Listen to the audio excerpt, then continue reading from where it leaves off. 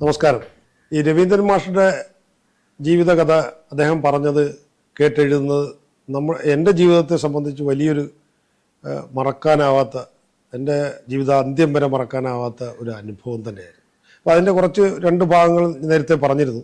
അപ്പോൾ നമ്മളദ്ദേഹമായിട്ട് ഈ സംസാരിക്കുമ്പോൾ എന്ത് സംസാരിച്ചാലും എവിടെ തുടങ്ങിയാലും അവസാനിക്കുന്നത് യേശുദാസിൽ, ഗാനഗന്ധർവൻ യേശുദാസിൽ വന്നാണ്. കാരണം ഗാനഗന്ധർവൻ യേശുദാസ് അത്രത്തോളം അദ്ദേഹത്തിൻ്റെ ജീവിതത്തിൽ സ്വാധീനം ചെലുത്തിയിട്ടുണ്ട്. എല്ലാ കഥകളിലും എല്ലാ അനുഭവങ്ങളിലും യേശുദാസിൻ്റെ ഒരു കാര്യം അല്ലെങ്കിൽ എന്തെങ്കിലും ഒരു സംഗതി അതിൽ വരും.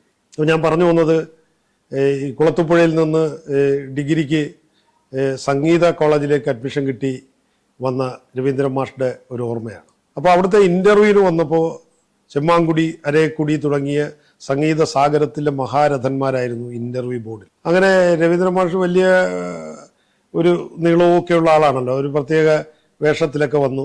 പുള്ളിക്ക് സ്വയമേവേ അദ്ദേഹം പറഞ്ഞതാണ്, ഞാനൊരു വലിയ പാട്ടുകാരനാണ്, സംഗീതജ്ഞനാണ് എന്നുള്ളൊരു ധാരണ മനസ്സിനകത്ത് ഉണ്ട്. ആ ധാരണ വെച്ചിട്ടാണ് പുള്ളി ഈ ഇൻ്റർവ്യൂവിന് വന്നിരിക്കുന്നത്. അപ്പോൾ അങ്ങനെ ഇദ്ദേഹത്തെ സാഹൂതം ഇവരെല്ലാം ഒന്ന് നോക്കി, എന്നിട്ട് പറഞ്ഞൊരു വർണ്ണം പാട് ഇൻ്റർവ്യൂവിൽ ആദ്യത്തെ.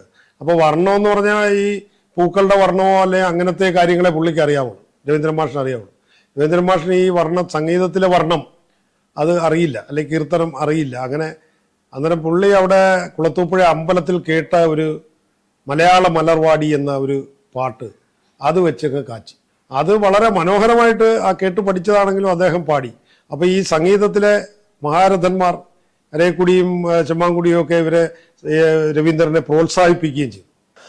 അപ്പോൾ അങ്ങനെ സംഗീത കോളേജിൽ അദ്ദേഹത്തിന് അഡ്മിഷൻ കിട്ടി.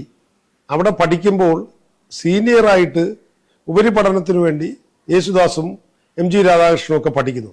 അപ്പോൾ ദാസേട്ടനെ ആ ക്യാമ്പസിനുള്ളിൽ കാണുക എന്നുള്ളതല്ലാതെ അങ്ങനെ പരിചയപ്പെടാനുള്ള അവസരമോ സാഹചര്യങ്ങളോ ഒന്നും ഉണ്ടായില്ല. പക്ഷെ 1964 ഗായകനാകുവാൻ വേണ്ടി മദ്രാസിൽ ചെന്നപ്പോഴാണ് യേശുദാസിനെ അടുത്തിടപഴകാനും പരിചയപ്പെടാനും ഒക്കെ ഉള്ളൊരു അവസരം ഉണ്ടായത്. അങ്ങനെ അവിടെ വെച്ച് പരിചയപ്പെടുകയും യേശുദാസിൻ്റെ റെക്കോർഡിംഗ് ഉണ്ടെങ്കിൽ അവിടെ പോയിരിക്കുകയും അങ്ങനെ ആ ബന്ധം വളരെ ദൃഢമായി. മിക്കവാറും ദിവസങ്ങളിൽ യേശുദാസിൻ്റെ റെക്കോർഡിങ്ങിനും മറ്റും അദ്ദേഹത്തോടൊപ്പം ഒന്നെങ്കിൽ അദ്ദേഹത്തിൻ്റെ വീട്ടിൽ പോകും, അല്ലെങ്കിൽ പാട്ട് റെക്കോർഡ് ചെയ്യുന്ന സ്ഥലത്ത് പോകും. അങ്ങനെ അദ്ദേഹത്തിൻ്റെ സാമീപ്യത്തിൽ തന്നെയായിരുന്നു ഏറെക്കാലം. പിന്നീട് സംഗീത സംവിധായകനായി മാറിയതും ഒരു കഥയാണ്. അത് യേശുദാസ് തന്നെയാണ് അതിന് നിമിത്തമാകുന്നതും സംഗീത സംവിധായകനാകുന്നതും. അതിലെ ചൂള എന്ന സിനിമയുടെ കാര്യങ്ങളൊക്കെ ഒരു ചരിത്രമായ കാര്യമാണ്. അപ്പോൾ ഈ സംഗീത സംവിധായകനായി ഇരിക്കുമ്പോൾ മിക്കവാറും എല്ലാ സിനിമയിലും ഗാനഗന്ധർവൻ്റെ പാട്ടുണ്ടാവും. അപ്പോൾ ഈ പാട്ട് കഴിഞ്ഞാൽ ഇവർ രണ്ടുപേരും ഒരുമിച്ച് ഒന്നെങ്കിൽ യേശുദാസിൻ്റെ വീട്ടിൽ പോയി അവിടുന്ന് ആഹാരം കഴിക്കും, അതല്ലെങ്കിൽ രവീന്ദ്രൻ മാസ്റ്ററുടെ വീട്ടിൽ പോയി അവിടെ ഒരുമിച്ച് ആഹാരം കഴിക്കും. അങ്ങനത്തെ ഇവർ തമ്മിലൊരു വലിയൊരു ജ്യേഷ്ഠ അനുജ ബന്ധം പോലെ ഒരു സഹോദര തുല്യമായ ബന്ധമായി. പക്ഷെ അവസാന നാളിൽ ഇദ്ദേഹം രോഗാതുരനായി കഴിയുമ്പോൾ ഈ ചികിത്സയെ സംബന്ധിച്ച് ഒരു ആശയക്കുഴപ്പമാണ്. പലതരം ചികിത്സകളും അങ്ങനെ മാറി മാറി ചികിത്സിക്കുകയും ഒക്കെ ചെയ്യുന്ന പലതരം ഉപദേശങ്ങളും. അപ്പോൾ യേശുദാസിന്റെ ഒരു ഉപദേശം കേട്ട് അദ്ദേഹം ചികിത്സയുടെ ഒരു രീതി ഇടയ്ക്കൊന്ന് മാറ്റുകയും ചെയ്തു. പക്ഷെ അതൊന്നും പ്രായോഗികമായില്ല. അപ്പോൾ ദാസേട്ടനിലുള്ള ഒരു വിശ്വാസം അദ്ദേഹം ജീവിതാവസാനം വരെ വെച്ച് പുലർത്തിയിരുന്നു. അപ്പോൾ ഈ മാഷ് പറയുന്നത് കേൾക്കാം. മിക്കവാറും സ്റ്റുഡിയോയിൽ റെക്കോർഡിംഗ് ഉള്ള ദിവസം രവീന്ദ്രൻ മാസ്റ്ററുടെ പാട്ടുകൾ പാടാനായി ദാസേട്ടൻ വരികയാണെങ്കിൽ അദ്ദേഹം വീട്ടിൽ ഭാര്യയോട് പറയും, അവിടെ ഒരു തീറ്റപ്പണ്ടാരം കാത്തിരിപ്പുണ്ട്, നീ ചിക്കനും ഇതുമൊക്കെ പൊറോട്ടയും ഒക്കെ എടുത്തു വെക്ക്. അങ്ങനെ ദാസേട്ടൻ കഴിക്കുമ്പോൾ ഒരു പങ്ക് എടുത്ത് കൊണ്ടുവന്ന് ഇവിടെ വെച്ച് ഇവർ ഷെയർ ചെയ്ത ആഹാരം കഴിക്കുന്ന തരത്തിലുള്ള ഒരു സൗഹൃദമായിരുന്നു.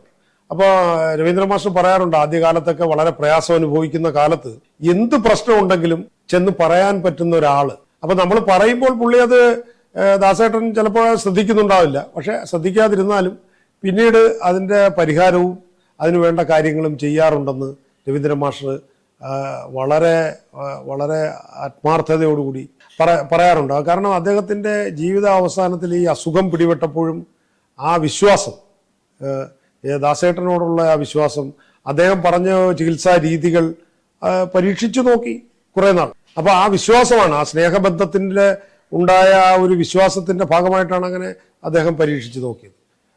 പക്ഷേ രവീന്ദ്രൻ മാസ്റ്റർക്ക് പിന്നെ കൂടുതൽ നാൾ ജീവിക്കാനായില്ല. അദ്ദേഹം നമ്മളിൽ നിന്ന് വേർപെട്ടു പോയി. അതൊരു ഒരു വലിയ ഒരു തീരാ നഷ്ടമായിരുന്നു. യഥാർത്ഥത്തിൽ അതൊരു തീരാ നഷ്ടമാണ് നമ്മുടെ ജീവിതത്തിൽ. എനിക്ക് പോലും വ്യക്തിപരമായി നമ്മളെ ഈ ഹരിമുരളീരവം എന്ന അദ്ദേഹത്തിൻ്റെ ടെലിവിഷൻ പ്രോഗ്രാം, അദ്ദേഹത്തിൻ്റെ ജീവചരിത്രം, ഇങ്ങനെ അദ്ദേഹത്തിൽ നിന്ന് ഇനിയും എത്രയോ നമുക്ക് കിട്ടാനിരിക്കുന്നു.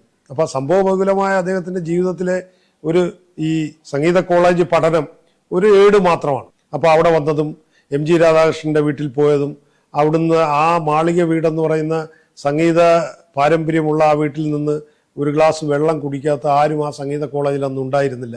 അപ്പോൾ അങ്ങനെ ആ ഒരു ചരിത്രം, ആ ഒരു ചരിത്രം മുഴുവൻ അദ്ദേഹം പറഞ്ഞിട്ടുണ്ട്. അവിടുന്ന് MG രാധാകൃഷ്ണൻ്റെ അനുജൻ MG ശ്രീകുമാർ പിന്നെ പാട്ടുകാരനായതും ആദ്യമായി ഒരു പ്രതിഫലം, ഒരു വെള്ളി നാണയം കൊടുത്തതുമൊക്കെ രവീന്ദ്രൻ മാഷ് പറഞ്ഞിട്ടുണ്ട്. അപ്പോൾ അതൊരു ചരിത്രമാണ്, ആ ചരിത്രത്തിലെ ഒരു ഭാഗം മാത്രമാണ്.